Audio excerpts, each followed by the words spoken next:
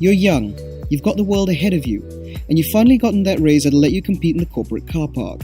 But there are a sea of Japanese D-segment saloons already there, the kind that your parents would approve of, and you don't want to be a part of that.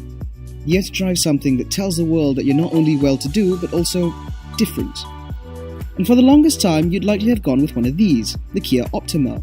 Stylish, smart, and sharp, the Optima has long been the favoured car for D-segment saloon buyers looking to sit a little left of field. However, with this generation, the Optima has grown up, and its price tag has swollen as a result.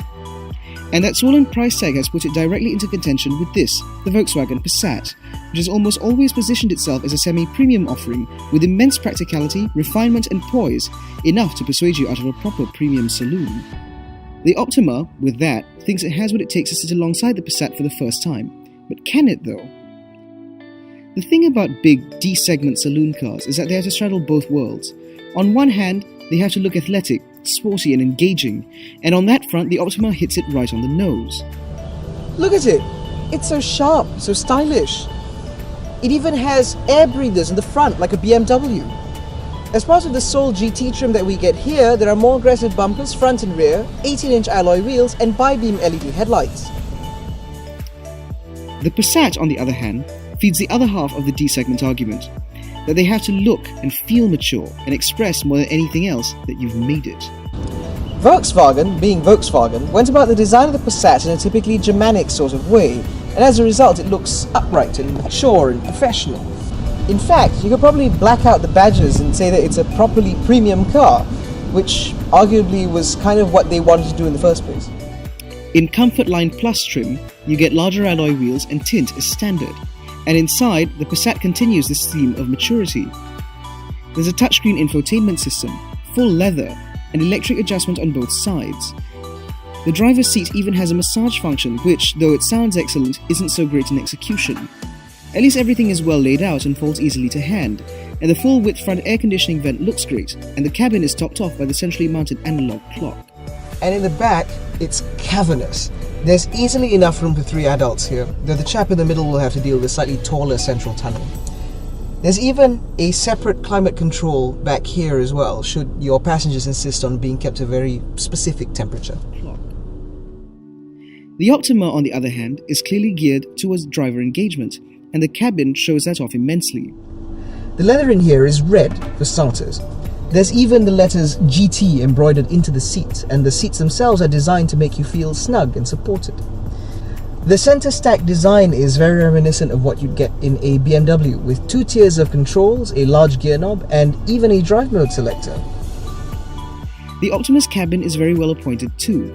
There's seat ventilation in the front, dual zone climate control, a touchscreen infotainment unit, and an ionizer for the air conditioning. In the back, there's about as much room as the Passat, though there's a little less headroom thanks to the dramatic roofline and the full panoramic roof.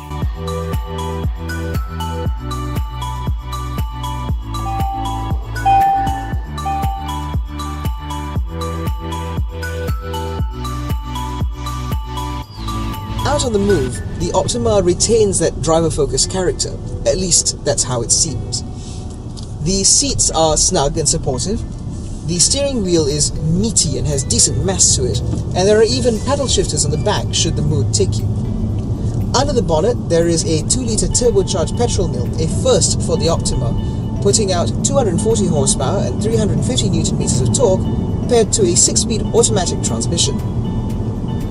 Power is delivered in a surprisingly linear fashion, almost entirely bereft of that initial lump of torque that you get from forced induction motors. It doesn't feel like a turbocharged mill. In fact, it responds more like a large V6 or even larger V8. It even sounds like a V8 too. Though that's almost entirely down to a sound actuator putting those sounds through the speakers. So don't go revving this car at junctions, because you'll just be left embarrassed and it's a little bit short-steely. When you aren't driving it like a hoon, it's actually rather nice. It's pretty comfortable, it soaks up the lumps and bumps pretty well, it's rather quiet. But it's when you start driving intently that the Kia Optima starts to falter. The steering wheel is totally numb, and there is a degree of body lean in this car when you're going around corners that immediately informs you that this is a large executive saloon and it ought to be driven as such. So dial it down a bit and all is well.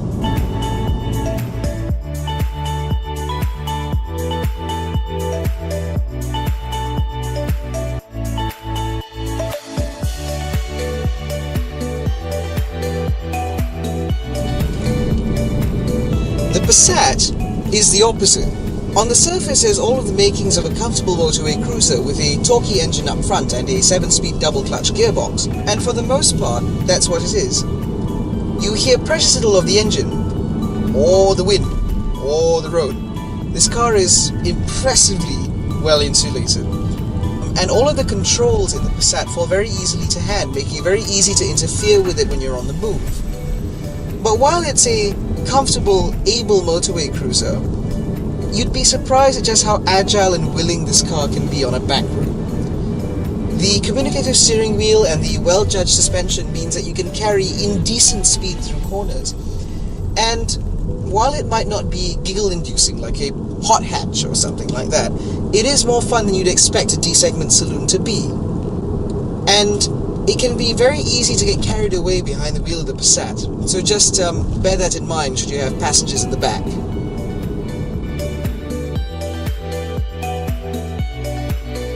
So which of the two is the ultimate almost premium saloon? Well, the Kia's got really lovely materials inside. It feels properly plush and has the poise and sure-footedness to hold its own in the segment, even if it'll take some convincing to get people to buy into the Kia badge. But there is a reason why the Volkswagen Passat has dominated this segment for so long, with its impressive refinement, logical and spacious cabin, and generous levels of kit. This was always a David and Goliath battle, and this time Goliath has rather rightfully won. If you like this video, don't forget to give us a thumbs up, subscribe to the Malaysian Motoring YouTube channel, and like our Facebook page to get regular updates from us at Malaysian Motoring.